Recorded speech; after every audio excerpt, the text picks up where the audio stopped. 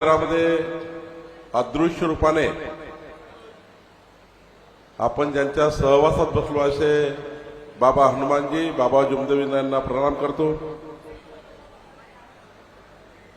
परमात्मा एक सेवक मंडळाच्या वतीने दरवर्षीप्रमाणे यावर्षीही हवन कार्य, झेंडावंदन आणि हा भव्य सेवकाचा मेळावा या ठिकाणी आयोजित केला।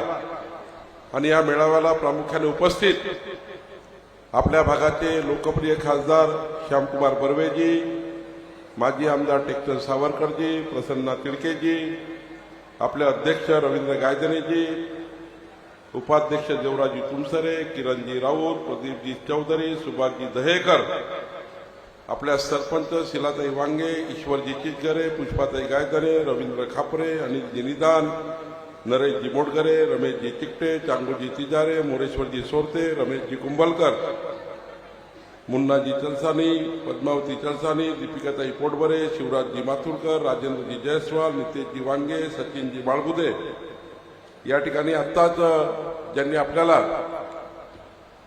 जीवन जगण्याकरता जे बाबांनी आपलं समर्पण दिलं आहे त्याबद्दलची उत्कृष्ट या ठिकाणी आपल्या सर्वांना उद्बोधन केलं असे तापेश्वरजी वैद्य, रमेशजी नकाते, तिलकजी दंडारे, महेंद्रसिंग गुरबेले, टीकारामजी पराते, गुलाबजी साठवणे, सुरेशजी कळंबे, देवरावजी शिंदेकर, जगन्नाथजी सोनकुसरे, नितेशजी सुपारे, आपले एडीओ श्री पवार, तहसीलदार निंबाळकर या ठिकाणी आपल्या परमात्मा एक सेवक मंडळाचे सर्व पदाधिकारी, उपस्थित बंधू भगिनींनो, आपले राज्याचे मंत्री आशिष जयस्वालजी आले आहेत, त्यांचेही मी स्वागत करतो। आई आशिषजी, खरं तर मी सौभाग्यशाली आहे की आपल्या हे जे आपलं परमात्मा एक सेवक मंडळाचं जे पावडदौरा स्थळ आहे हे कामठी मौदा विधानसभेमध्ये या ठिकाणी या विधानसभेच्या आपल्या भागामध्ये या स्थळाची स्थापना झाली। आणि खरं तर मी बाबा हनुमानजी, बाबा जुमदेवजीला नतमस्तक होतो की या ठिकाणी आपल्या सर्वांना माझ्यासहित या ठिकाणी हे सेवा कार्य करण्याची संधी मिळाली आहे। परमात्मा एक सेवक मंडळ या ठिकाणी अनेक वर्षापासून मी येतोय। आता तो काळ आठवत नाही, मी 1997 पासून अनेक वेळा मागच्या 27 वर्षापासून आपल्या संमेलनाच्या माध्यमातून अनेक वेळा आपल्याशी संवाद साधला आहे। मला तर या ठिकाणी आपल्या पावडदौऱ्याच्या सरपंच सौ वांगेताई यांचं अभिनंदन करायचं आहे। आमची एक सेवक महिला कशा पद्धतीने हा मार्गाचा त्या ठिकाणी अनुभव, या मार्गामध्ये काय सत्य दडलेलं आहे याबद्दलचं विस्तृत मांडणी आमच्या सरपंचांनी केली। मी त्यांचं खऱ्या अर्थाने अभिनंदन करतो। आपले माजी खासदार कृपाल तुमाने, आमदार कृपाल तुमाने जे आले आहेत, खरं तर या ठिकाणी माननीय तपेश्वर वैद्यजींनी मांडणी केली त्यामुळे मी त्यात अधिक जाणार नाही। पण खऱ्या अर्थाने आज जे लाखो लोक या ठिकाणी आहेत, आपले सेवक बसलेले आहेत, संपूर्ण परिसर हा फुलपाखरासारखा या ठिकाणी प्रत्येक व्यक्ती, प्रत्येक त्या ठिकाणी आपला सेवक येऊन आपल्या बाबा हनुमानजी, बाबा जुमदेवीचं दर्शन करून आपल्या जीवनाचा मार्ग सुकर करण्याचा प्रयत्न या ठिकाणी करतायत। आणि खरं तर बाबा जुमदेवजींनी शिकवण दिली आहे, जे तापेश्वर वैद्यांनी या ठिकाणी मांडली, आमच्या सरपंचांनी मांडली, ही शिकवण समाजाच्या शेवटच्या व्यक्तीचं कल्याण करू शकतं। आणि त्याचे उदाहरणं या ठिकाणी खऱ्या अर्थाने आपल्या सर्वांच्या जीवनामध्ये आहे। या परिसरामध्ये एकही व्यक्ती असा नाही, एकही सेवक असा नाही ज्यांच्या जीवनामध्ये काही ना काही परिवर्तन जीवन जगण्याचा मार्ग या ठिकाणी मिळाला नाही। आणि म्हणून खरं तर मी नेहमीच सांगतो, एखादी राजकीय सभा घ्यायची असली असती तर एवढी मोठी बैठक घेण्याकरता एखाद्या पक्षाला लाखो करोड रुपये खर्च आले असते। पण मी रवी गायधनींना विचारलं, आपले अध्यक्ष म्हणाले मी कुणाला निमंत्रण दिलं नाही, मी कुणाला फोन केला नाही, पण बाबा हनुमानजी बाबा जुमदेवचा हा पुण्य प्रताप आहे। पूर्ण या ठिकाणी लाखो लोक स्वतःच्या व्यवस्थेने या ठिकाणी येऊन बाबा हनुमानजी बाबा जुमदेवचा पुण्य प्रसाद या ठिकाणी घेतात आहे। हे खऱ्या अर्थाने कशामुळे झालं, हे कशामुळे झालं तर बाबा जुमदेवजींनी जे आपल्याला जीवन जगण्याचा मार्ग सांगितला, अमृतमय मार्ग सांगितला, सुवर्ण मार्ग सांगितला, या अमृतमय मार्गामुळे आज आपल्याला ही या ठिकाणी मोठी शक्ती निर्माण झाली आहे। खरं तर या ठिकाणी मला अभिमानाची बाब आहे, मी जेव्हा आलो या ठिकाणी, जेव्हा टर्न झालो तेव्हा प्रत्येक सेवकाच्या मनामध्ये एक सेवाभाव आपल्याला दिसला, सेवेचं कार्य दिसलं। या ठिकाणी कोणी कोणी काही जरी खरेदी करत असले तरी खरेदी करत असणारा प्रत्येक सेवक हा सेवाभावी मार्गाने त्या ठिकाणी वागत होता। खरं तर मलाच वाईट वाटलं, मी तिथनं गाडी घेऊन यायला पाहिजे होतं, पण ज्या आपुलकीने ज्या श्रद्धेने या ठिकाणी सेवक या ठिकाणी वागत होता, हेच बाबा हनुमानजी बाबा जुमदेवचा खऱ्या अर्थाने संस्कार आपल्या सेवकावर आहे। आणि म्हणून या ठिकाणी खऱ्या अर्थाने सेवाभाव रुजलेला आहे।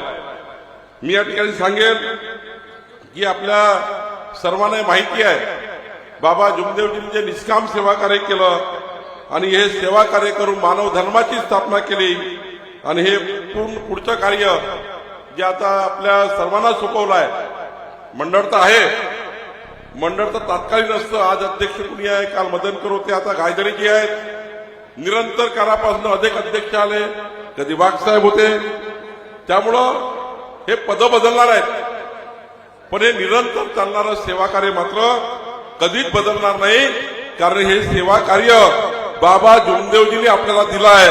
म्हणून पद बदलतील, माणसं बदलतील, पण जोपर्यंत चंद्र सूर्य राहील तोपर्यंत हे सेवा कार्य असंच राहणार आहे, तोपर्यंत हे सेवा कार्य असंच राहणार आहे। बंधू भगिनींनो, या ठिकाणी हा जो सेवा त्याग समर्पण आपल्या ठिकाणी या ठिकाणी ही जी बंधुभाव या ठिकाणी दिसतोय, हीच या ठिकाणी महान पुरुष बाबा जुमदेवीचा आपल्या सर्वांना आशीर्वाद आहे। खरं तर या ठिकाणी अनेक उदाहरणे येतील, उदाहरणं घेतलेले आहेत। सुखी जीवनाचा त्याग करून ज्या व्यक्तीच्या जीवनात अद्याप पाठ झाली नाही आहे, त्यांच्या जीवनाकरता एक खूप मोठी वैचारिक बैठक आवश्यक असतं। त्या बैठकीचं स्वरूप म्हणजे परमात्मा एक सेवकाचं संमेलन आहे, कारण जीवन उद्ध्वस्त झालं आहे, उद्याचा ठिकाणा नाही आहे, अंधार दिसतोय, कुठंच सूर्यप्रकाश दिसत नाही।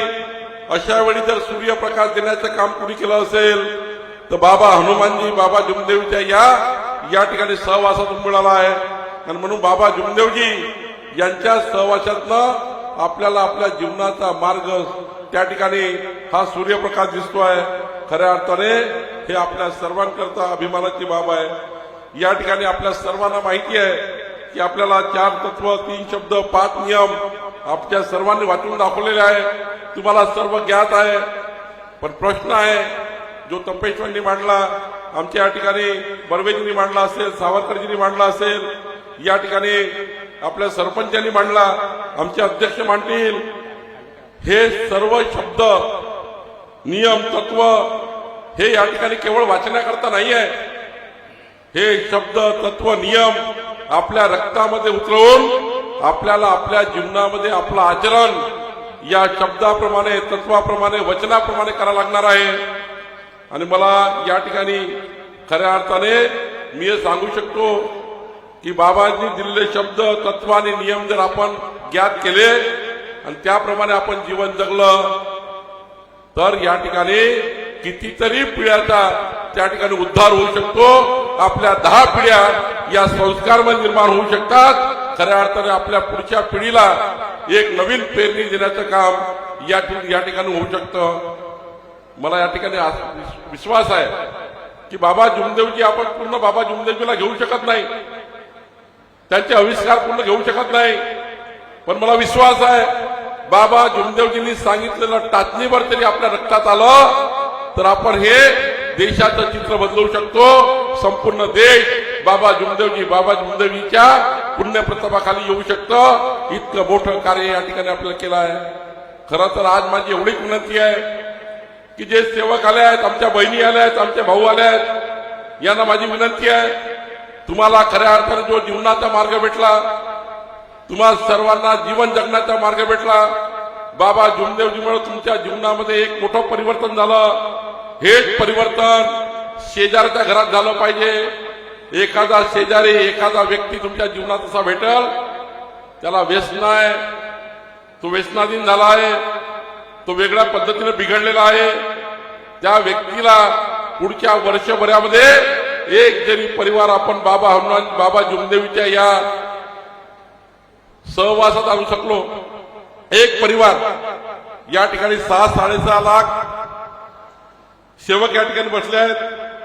6-6.5 लाख या ठिकाणी सेवकांनी निर्णय घेतला की मी 1 वर्षामध्ये एका व्यक्तीला व्यसनमुक्त करेल, मी 1 वर्षामध्ये एका व्यक्तीला या ठिकाणी वाईट व्यसनातून बाहेर काढील, एका व्यक्तीला जो चुकला त्याला दुरुस्त करेल.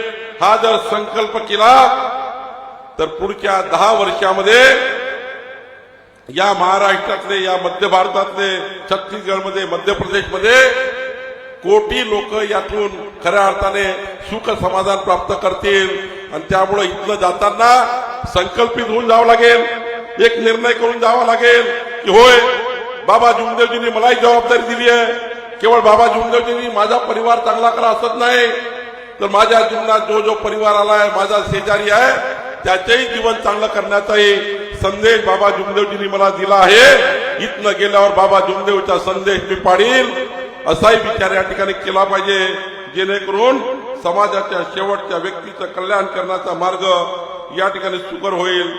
मी या ठिकाणी एवढंच सांगेल की आज परमात्मा एक सेवक मंडळाच्या ही जबाबदारी आज आपल्या सर्वांवर आहे. व्यासपीठावरच्या सर्व या ठिकाणी मार्गदर्शकावर आहे. समोर बसलेले अनेक मार्गदर्शक या ठिकाणी आपापल्या भागामध्ये आहेत. व्यासपीठावर आमचे अध्यक्ष जी आहेत. मी एवढीच विनंती करेल की आता हा आपला जगन्नाथाचा जो रथ निघालेला आहे बाबा जुमदेवचा, हा रथ जो आहे, हा रथ संपूर्ण भारतभर, संपूर्ण विश्वभर आणि संपूर्ण जगाला मार्ग देणारा जर कुणी समाज असेल, कोणतं त्या ठिकाणी मानव धर्म असेल, तर बाबा जुमदेवजींनी दिलेला मानव धर्म असला पाहिजे. याकरता आपल्या सर्वांना काम करायचं आहे. खरं तर मी सांगू शकतो, मागे मी विचार केला होता, मी सरकारच्या महत्वाच्या पदावर आहे. मी मागच्या 27 वर्षाच्या माझ्या विधानमंडळाच्या कामकाजामध्ये 22 वर्षापासून मी आमदार आहे, 27 वर्षापासून विधिमंडळ पाहतो. या काळात मी बघितलं सरकारने जेवढा जेवढा खर्च केला, सरकारने जेवढा जेवढा व्यवस्था उभ्या केल्या, सरकारने जेवढं जेवढं इन्व्हेस्टमेंट केलं, ते इन्व्हेस्टमेंट अंधश्रद्धा दूर करण्याकरता, ते इन्व्हेस्टमेंट हुंडाबळी दूर करण्याकरता, ते इन्व्हेस्टमेंट व्यसनामुक्त समाज निर्माण करण्याकरता, व्यसनमुक्त समाज निर्माण करण्याकरता हे करोडो रुपयाचे इन्व्हेस्टमेंट केलं, कोटी रुपये या ठिकाणी घातले. पण सरकारच्या सर्व प्रयत्नाला जेवढं यश मिळालं नाही, तेवढं यश बाबा जुमदेवीच्या या मार्गाने मिळालं. खऱ्या अर्थाने आपल्या सर्वांकरता अत्यंत महत्वाचा मार्ग या ठिकाणी मिळालेला आहे.